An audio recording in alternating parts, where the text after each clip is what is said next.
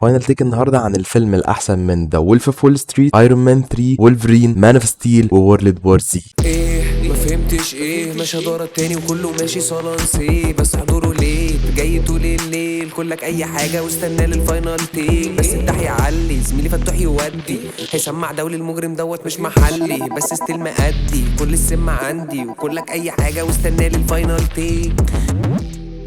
اهلا وسهلا بيكم، انا فتاح وده الفاينل تيك. الفيلم ده نزل في 2013، فاي حاجه هقولها في الفيديو ده حرق. انت ما شفتوش من 2013 مش مشكلتي، ولو يا سيدي ما اتفرجش على الفيلم روح اتفرج عليه وتعالى اتفرج عليه.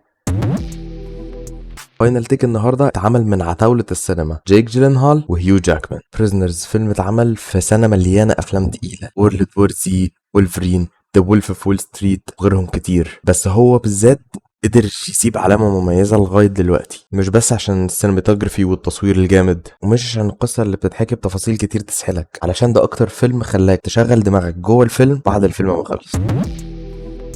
الفيلم كتدرج أحداث بدايته سليمة 100%، والبيلد اب التدرج بتاع الأحداث صح 100%. بصوا على كتاب تدرج الأحداث، الصفحة الأولى هتلاقوا فيها بريزنرز على طول، أول صفحة في أول كتاب. هم فتحوا لقوا المواصفات قال لك هنعملها، ولا بقى زودوا ولا نقصوا، هي دي أنا هعملها. Tell me what you're drawing. You said you were drawing a map. Looks like a fucking puzzle. You tell me what you're drawing.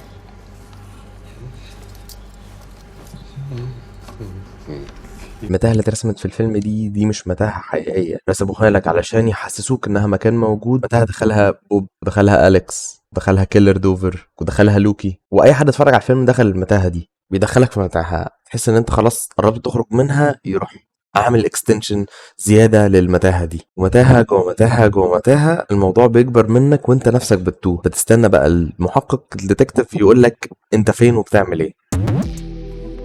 كيلر دوفر الاب اللي بنته مخطوفه، تايه ما بين اجري الحق ادور على بنتي ولا افضل قاعد مع مراتي وابني علشان اطمنهم واقول لهم ان انا موجود، ان انا ما مشيتش. تايه ما بين ان هو يعمل الحاجه الصح، يستنى الديتكتيف المحقق يجيب له حقه ويرجع له بنته، ولا يفضل يجري ورا احساسه ويحاول يجيب بنته هو. طبعا هنزود على فكره ان هو بيدور على بنته ان هو يقعد يلوش في اليكس علشان هو شاكك فيه، واليكس فعلا كان محل شك قوي جدا.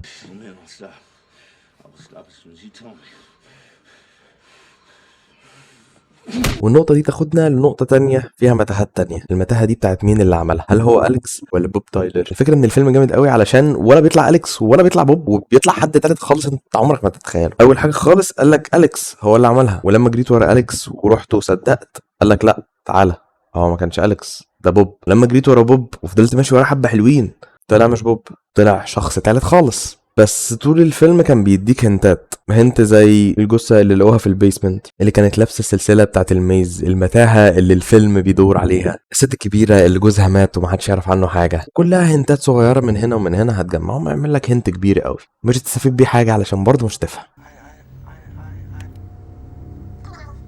في بقى المتاهة بتاعت الأستاذ لوكي، هل هو لقى المجرم ولا ما لقاهوش، ولا طب هيموتوا ولا مش هيموتوش، ولا أخرق القوانين هتسمع كلام الراجل اللي بنته ميتة وارضيه، ولا أفضل أعمل الصح علشان دي قوانين وأنا ضابط حكومة بوليس ضابط مينفعش. فالفيلم كله ناس تايهة وأنا تعبت.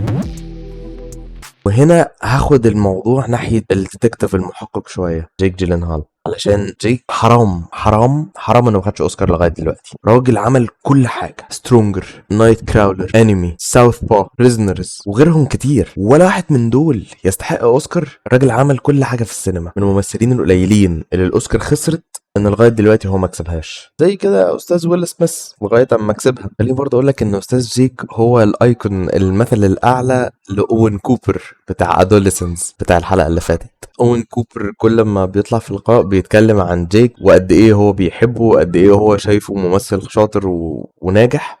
Oh, Jake Gyllenhaal, is he who you're like looking forward to meeting? Yeah, he's my number one. Oh, all right. السينماتوجرافي في الفيلم ده هي توضيح كامل وصريح للحاجة اللي المخرج عايزك تتفرج عليها، بيحط لك فريم جوه فريم. الفيلم ده اتعمل فيه 108 فريم جوه فريم، وضح لك الحاجة اللي تتفرج عليها. زي مثلا هنا جايب لك فريم جوه فريم، جايب لك فريم جوه فريم، فريم جوه فريم، كلها فريمات واضحة وصريحة عشان توجه عينك، علشان يعرفك تتفرج على ايه. الفيلم مليان كادرات بتعزز المجهول، الكادر بيجيب الممثل وهو بيتفرج على حاجة انت مش شايفها، في الاغلب بتبقى الحتة دي ضلمة. ده بيخلق حالة عندك انت ان انت انا ليه مش فاهم، انا ليه مش شايف، انا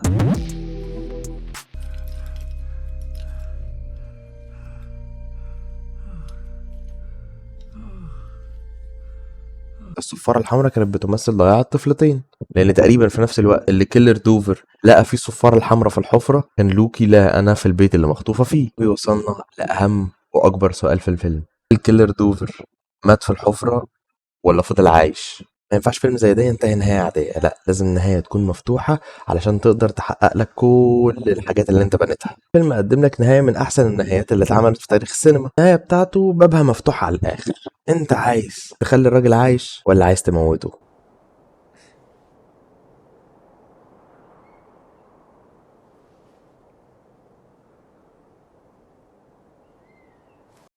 انا اخترت ايه؟ انا اخترت ان هيو جاكمان كيلر دوفر مات. ليه؟ انا بحب النهايات السوداويه.